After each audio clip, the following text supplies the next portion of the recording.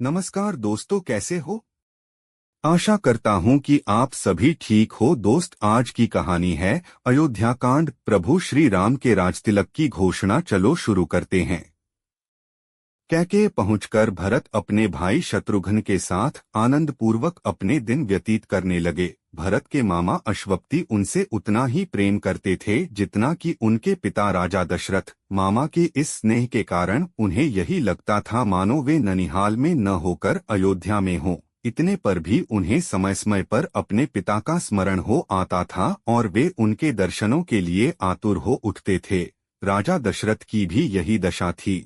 यद्यपि राम और लक्ष्मण उनके पास रहते हुए सदैव उनकी सेवा में संलग्न रहते थे, फिर भी वे भरत और शत्रुघ्न से मिलने के लिए अनेक बार व्याकुल हो उठते थे। समय व्यतीत होने के साथ राम के सद्गुणों का निरंतर विस्तार होते जा रहा था। राजकाज से समय निकालकर आध्यात्मिक स्वाध्याय करते थे। वेदों का सांगोपांग अध्ययन करना और सूत्रों के रहस्यों का समझकर उन पर मनन करना उनका स्वभाव बन गया था। दुखियों पर दया और दुष्टों का दमन करने के लिए सदैव तत्पर रहते थे। वे जितने दयालु थे, उससे भी कई गुना कठोर वे दुष्टों को दंड देने में थे।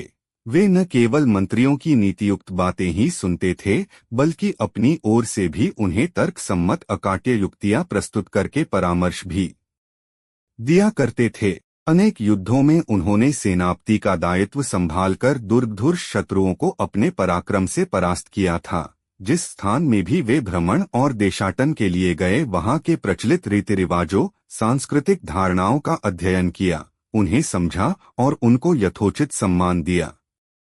उनके क्रियाकलापों ऐसे थे कि लोगों को विश्वास हो गया कि रामचंद्र क्षमा में पृथ्वी के समान, बुद्धि विवेक में बृहस्पति के समान और शक्ति में साक्षात देवताओं के अधिपति इंद्र के समान हैं। न केवल प्रजा वरन स्वयं राजा दशरथ के मस्तिष्क में यह बात स्थापित हो गई थी कि जब भी राम अयोध्या के सिंहासन को सुशोभित करेंगे, उनका राज्य अपूर्व सुखदायक होगा और वे अपने समय के सर्वाधिक योग्य एवं आदर्श नरेश सिद्ध होंगे।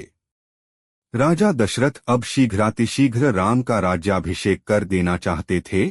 उन्होंने मंत्रियों को बुलाकर कहा, हे मंत्रीगण, अब मैं वृद्ध हो चला हूँ और रामचंद्र राज सिंहासन पर बैठने के योग्य हो गए हैं। मेरी प्रबल इच्छा है कि शीघ्रातिशीघ्र राम का अभिषेक कर दूं। अपने इस विचार पर आप लोगों की सम्मति लेने के लिए ही मैंने आप लोगों को यहाँ पर बुलाया है। कृपया आप सभी अपनी सम्मति दीजिए। राजा दशरथ के इस प्रस्ताव को सभी मंत्रियों ने प्रसन्नतापूर्वक स्वीकार किया। शीघ्र ही राज्य भर में राजतिलक की तिथि की घोषणा कर दी गई और देश देशांतर के राजाओं को इस शुभ उत्सव में सम्मिलित होने के लिए निमंत्रण पत्र भिजवा दिए गए। थोड़े ही दिनों में देश देश के राजा महाराजा, वनवासी ऋषिमुनि, अनेक प्रदेश के विद्वान तथा दर्शकगण इस अनुपम उत्सव में भाग लेने के लिए अयोध्या में आकर एकत्रित हो गए। आए हुए सभी अतिथियों का यथोचित स्वागत सत्कार हुआ तथा समस्त सुविधाओं के साथ उनके ठहरने की व्यवस्था कर दी गई। निमंत्रण भेजने का कार्य की उतावली में मंत्रीगण मिथिलापुरी और महाराज कैकेय के पास निमंत्रण भेजना ही भूल गए। राजतिलक के केवल 2 दिवस पूर्व ही मंत्रियों को इसका ध्यान आया। वे अत्यंत चिंतित हो गए और डरते डरते अपनी भूल के विषय में महाराज दशरथ को बताया। यह सुनकर महाराज को बहुत दुख हुआ, किंतु अब कर ही क्या सकते थे। सभी अतिथि आ चुके थे, इसलिए राजतिलक की तिथि को टाला भी नहीं जा सकता था। अतएव वे बोले, अब जो हुआ सो हुआ, परंतु बात बड़ी अनुचित हुई है। अस्तु वे लोग घर के ही आदमी हैं, उन्हें बाद में सारी स्थिति समझाकर मना लिया जाएगा। दोस्तों, अगर आपको ये कहानी अच्छी लगी तो हमारे चैनल को सब्सक्राइब करें और बेल आइकन भी दबा दें। धन्यवाद।